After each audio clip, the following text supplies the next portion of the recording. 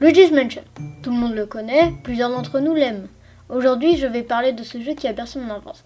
D'ailleurs, pour les vidéos où je parle d'autre chose que de ma vie, ce sera pas de l'animation, mais j'utilise des personnages déjà faits. Du coup, ce sera plus rapide pour faire le montage et la vidéo en elle-même. Du coup, je pourrai poster au moins une vidéo par semaine. Peut-être. Sans plus tarder, commençons. Déjà, commençons par Luigi, car c'est plutôt logique. Je ne parlerai que de Luigi's Mansion 1 sur GameCube, car c'est le seul que j'ai joué étant très jeune.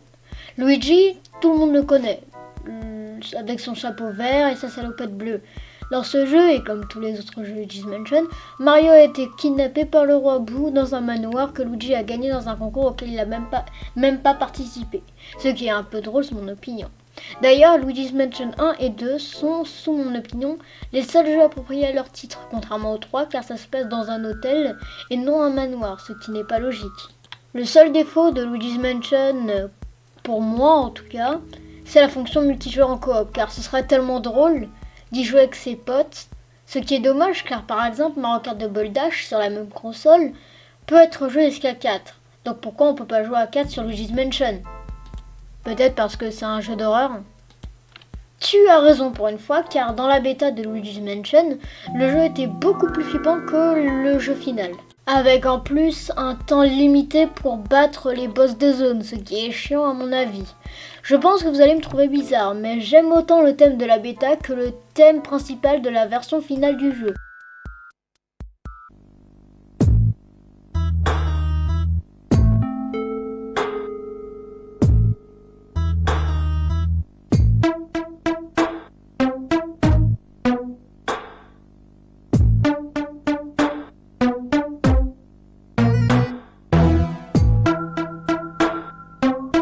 On peut remarquer que les instruments sont différents, mais largement similaires, de quoi faire peur mon moi plus jeune. Des fantômes, on peut en citer pas mal, mais je vais parler de ceux que personne connaît, donc désolé les bouts.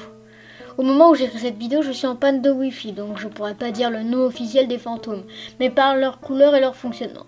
Par contre, les boss de zone, je pourrais les dire, car je pourrais aller sur ma GameCube pour les voir, car ce sont les seuls fantômes où tu peux tout savoir sur eux in-game. Voici les fantômes suivants. Le jaune qui donne des coups de poing, le rose pareil, le bleu qui fait une attaque au sol pour tout dire Luigi, le vert qui laisse les peaux de banane, le rouge, violet et blanc car il peut changer de couleur qui vous étrangle. D'ailleurs, le fantôme jaune a plusieurs formes, comme tous ceux que je viens de citer. L'eau, le feu et la glace. Et vous devez utiliser les éléments pour les arrêter. L'eau, la glace, le feu, l'eau et la glace, le feu. Un peu comme la vraie vie quoi. Ok les gars, donc j'ai juste oublié de vous dire là, donc là c'est en voix off, qu'il y a une autre version du fantôme jaune. Il s'agit du Purple Basher qui n'est seulement dans la bêta et qui n'est jamais arrivé dans la version finale. En gros, parfois il y a de la fumée bleue qui apparaît. Et en gros, vous devez l'attraper juste avant qu'il apparaisse, sinon vous perdez 50% de votre vie. Voici une démonstration que j'ai trouvée sur internet.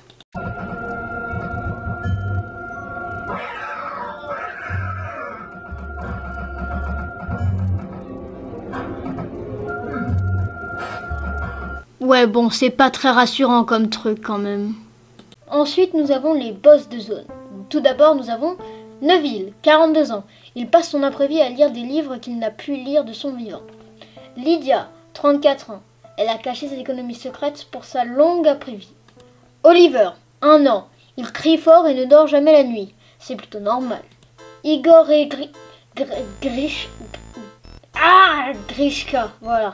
Grishka, 5 ans.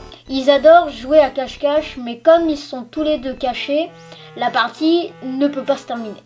Enfin, le dernier, Spooky, c'est un chien, 4 ans. Ce vilain canidé plantera ses dents dans toute chose comestible. Voilà, petite note, tous ces boss ne sont pas dans l'ordre, à part les 3 premiers, Neville, Lydia et Oliver, mais sinon Igor, Grishka et Spooky sont pas dans l'ordre, je les ai juste pris comme ça, au hasard.